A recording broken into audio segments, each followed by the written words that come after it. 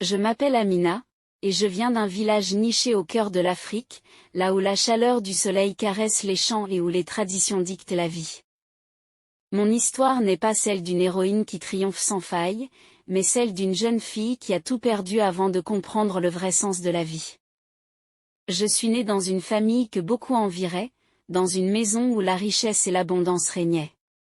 Mon père, Alassane, était un commerçant prospère, connu pour ses affaires fructueuses et sa générosité envers les pauvres. Chaque matin, il partait avec ses caravanes chargées de marchandises, traversant les routes poussiéreuses pour échanger des biens précieux. Ma mère, Awa, était une femme douce, pieuse et aimante. Elle veillait sur notre maison comme une reine surveille son royaume. Notre maison, faite de briques rouges, était l'une des plus belles du village, avec un grand jardin où poussaient des manguiers et des hibiscus éclatants. Les rires de mes deux petits frères, Malik et Moussa, remplissaient l'air, et moi, l'aîné, je vivais comme une princesse, chérie par mes parents. Je grandissais dans ce cocon de bonheur, ignorant les défis que la vie pouvait cacher. À l'école, j'étais une élève brillante. Mon père disait souvent, « Amina, tu seras une grande femme, peut-être même la première docteure du village. » Ces mots me faisaient rêver d'un avenir où tout serait possible. Nous étions respectés, aimés, et tout semblait parfait. Mais la vie, cruelle et imprévisible, avait d'autres plans pour moi. Mon bonheur était fragile, comme une poterie délicate sur le point de se briser. Enfant, je croyais que rien ne pouvait ébranler le monde que mes parents avaient construit. Je pensais que la richesse et le statut nous protégeaient de tout. C'est là que résidait mon ignorance. Car une seule nuit suffit pour que tout change. Tout bascula lorsque j'avais à peine 10 ans. C'était une nuit paisible, comme tant d'autres, avec les bruits habituels des grillons et la lumière argentée de la lune qui illuminait notre maison. Nous venions de dîner, et mon père discutait avec ma mère des préparatifs pour son prochain voyage. Il devait partir tôt le lendemain matin pour une grande expédition commerciale. Il m'avait promis de revenir avec une robe en soie, une de ces belles robes que je voyais parfois chez les femmes des villes. Je m'endormis ce soir-là le cœur léger, rempli d'espoir et de rêves. Mais au petit matin, tout changea. Je me souviens encore des cris qui m'avaient réveillée. Ma mère pleurait, entourée de voisins et de membres de la famille. Mon cœur se serra. Un vieil homme, que je connaissais à peine, expliquait d'une voix tremblante que mon père avait été attaqué par des bandits sur la route du marché. Il l'avait dépouillé de ses marchandises et laissé pour mort sur le bord du chemin. Il n'y avait rien à faire, disait-il. Mon père ne reviendrait jamais. À cet instant, le sol sembla se dérober sous mes pieds. Mon héros, mon protecteur, l'homme qui représentait la sécurité et l'amour, n'était plus. Ce jour-là, les pleurs de ma mère et le silence de mon cœur brisé résonnent encore dans ma mémoire. C'était comme si une partie de moi-même avait été arrachée.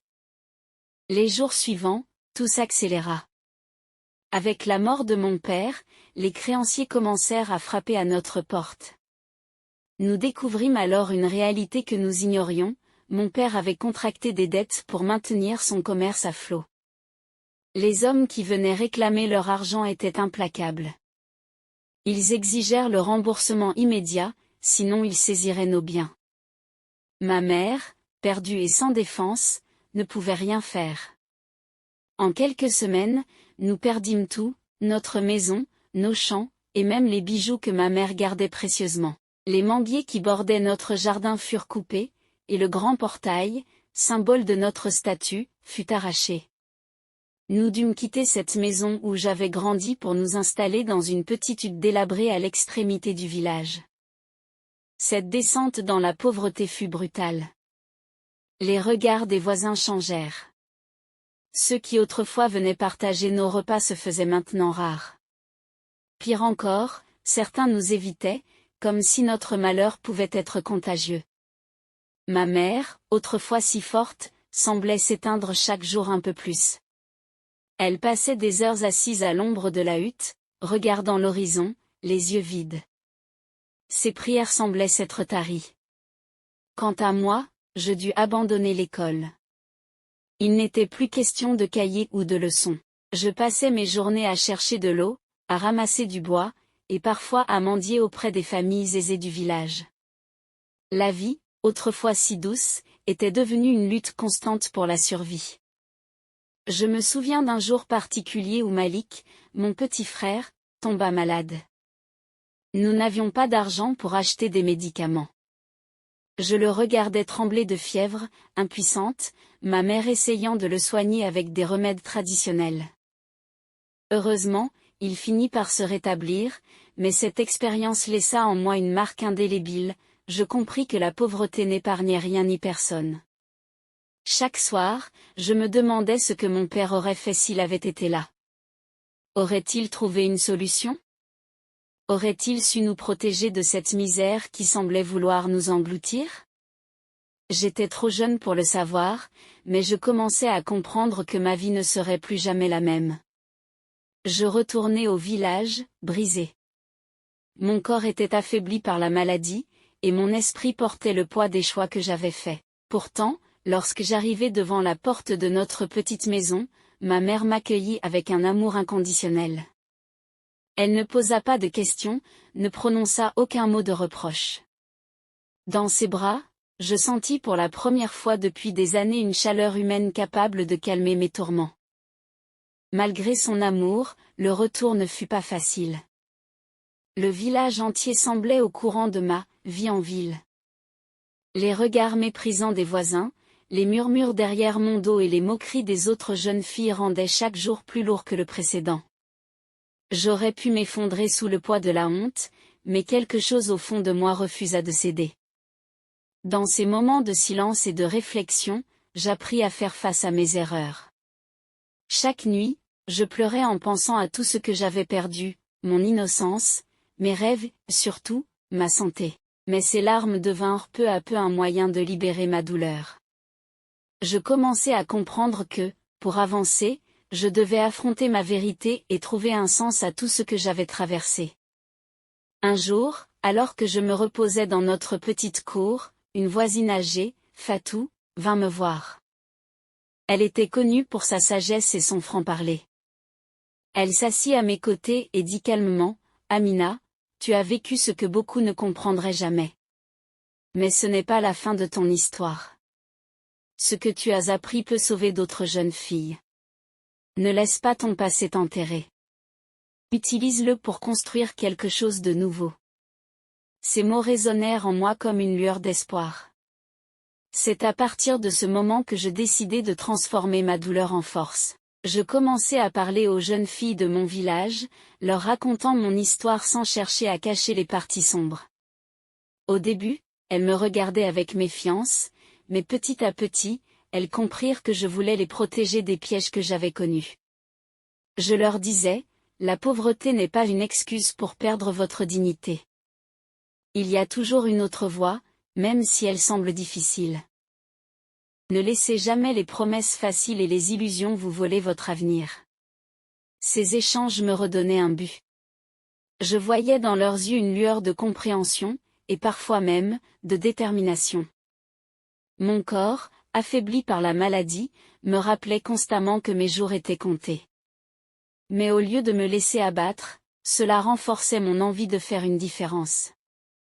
Je commençai à organiser des rencontres pour discuter des dangers que les jeunes filles pouvaient rencontrer. Avec le temps, certaines m'avouèrent avoir évité des situations similaires grâce à mes avertissements.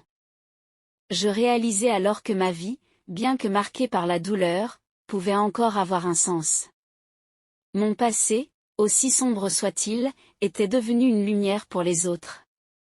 Cela ne guérissait pas mes blessures, mais cela apaisait mon âme. Aujourd'hui, je ne vis pas dans le regret, mais dans l'espoir. Chaque jour est une nouvelle opportunité d'enseigner, d'écouter, et de guider. Mon histoire, je l'ai transformée en un message d'espoir. Je veux que toutes celles qui m'écoutent comprennent qu'elles sont capables de se relever, peu importe la profondeur de leur chute. Ainsi, je laisse ces mots comme un testament, ne laissez jamais les épreuves de la vie définir qui vous êtes. Vous avez le pouvoir de choisir un nouveau chemin, un chemin de dignité et de courage. Mon corps s'affaiblissait chaque jour un peu plus, mais mon esprit, lui, semblait plus fort que jamais. La maladie me rappelait constamment que ma vie touchait à sa fin, mais au lieu de sombrer dans le désespoir, j'y voyais une opportunité, celle de laisser un héritage. J'ai commencé à écrire mon histoire. Chaque mot posé sur le papier était une manière de libérer mon cœur de ses fardeaux et de transmettre un message d'espoir. Je voulais que les jeunes filles, ici et ailleurs, sachent qu'il est possible de choisir un chemin différent, peu importe la dureté des épreuves. Le village finit par changer son regard sur moi. Certains habitants, qui autrefois murmuraient dans mon dos, commencèrent à reconnaître mon courage. Les mères me demandaient des conseils pour protéger leurs filles, et les jeunes venaient me voir pour partager leurs doutes et leurs peurs. Ce changement me prouva que même après les pires erreurs, il est possible de regagner le respect et l'amour des autres. Avec les quelques forces qu'il me restait, je mis en place de petites réunions dans notre maison. Nous y parlions de tout, l'éducation, les dangers des promesses faciles et l'importance de croire en soi. Ces moments étaient simples mais remplis de vie. Un jour, alors que je parlais à un groupe de jeunes filles, une d'entre elles, les larmes aux yeux, me dit « Amina, grâce à toi, je sais que je peux me battre pour mes rêves. » Ces mots furent pour moi la plus belle récompense. Je sais que mon histoire ne changera pas le monde, mais si elle peut sauver une seule vie, alors tous mes sacrifices auront eu un sens. Alors que mes jours étaient comptés, je ressentais une étrange sérénité. J'avais fait la paix avec mon passé, et je voyais dans chaque moment une chance de continuer à semer des graines d'espoir autour de moi. Bien que la maladie affaiblît mon corps, elle ne pouvait briser ma détermination. Un matin, je décidai de rendre visite au chef du village. Malgré mon histoire, il m'accueillit avec respect. Je lui expliquai mon désir de mettre en place une initiative pour protéger les jeunes filles vulnérables, afin qu'elles ne tombent pas dans les pièges qui m'avaient détruite. Le chef, après m'avoir longuement écouté, hocha la tête et promit de m'aider à concrétiser ce projet. Avec l'aide de quelques femmes du village, nous avons créé un petit groupe que nous avons appelé les Gardiennes de l'Espoir. Ce groupe avait pour mission de sensibiliser les jeunes filles et leurs familles aux dangers de l'exploitation. Nous allions de maison en maison, organisions des réunions et parlions ouvertement des réalités auxquelles beaucoup faisaient face en silence. Au début, il y eut de la résistance. Certaines familles refusaient d'admettre que leurs filles pourraient être exposées à de telles menaces. Mais peu à peu, les mentalités commencèrent à changer. Les parents comprirent que protéger leurs enfants ne se limitait pas à les nourrir ou les habiller, mais à les armer d'éducation et de confiance. Mon implication dans ce projet me donna une nouvelle énergie.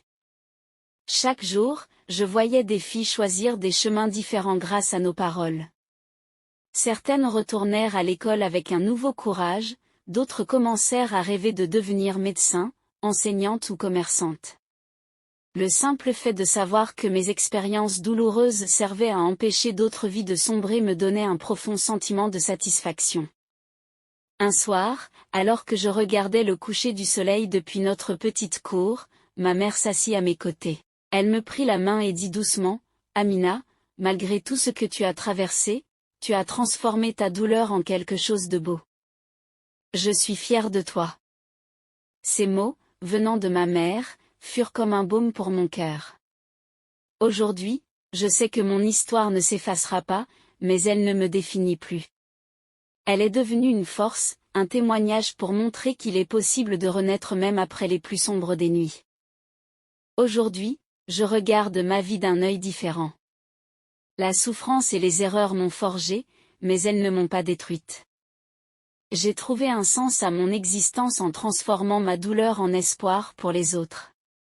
Ma quête de rédemption m'a mené à un but plus grand, protéger et guider les jeunes filles, pour qu'elles ne connaissent pas les mêmes ténèbres que moi. Chaque jour est une nouvelle chance, une nouvelle opportunité. J'ai appris que même dans la nuit la plus noire, il y a toujours une lumière, et il suffit de la chercher pour la trouver. Je vous remercie.